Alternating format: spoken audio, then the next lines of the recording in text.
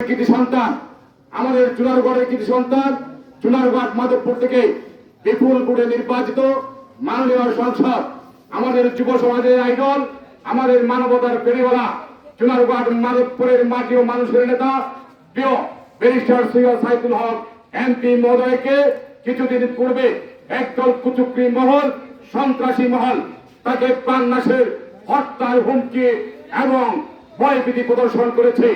আমি রানীগাঁও এই মানববন্ধন এবং প্রতিবাদ সভা থেকে আমি তীব্র নিন্দা এবং প্রতিবাদ জানাচ্ছি। পাশাপাশি পুলিশ প্রশাসনের নিকট আমি মাননীয় এমপি মহোদয়ের নিরাপত্তার জোর দাবি জানাচ্ছি।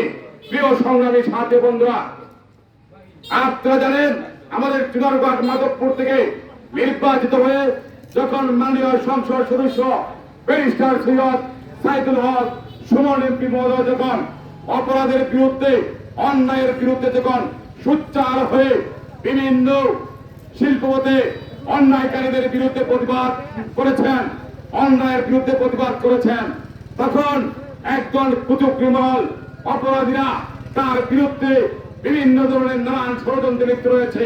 আমি সেই ষড়যন্ত্রে এবং যারা হত্যার হুমকি দিয়েছে তাদের তীব্র নিন্দা এবং প্রতিবাদ জানাচ্ছি। পাশাপাশি ব্যারিস্টার সৈয়দ সাইদুল হক সুমন এমপির নিরাপত্তার জোর দাবি জানিয়ে আমি আমার বক্তব্য শেষ করছি। জয় বাংলা, জয় বঙ্গবন্ধু, জয় সর্বদেশের মেরুদী মানুষের।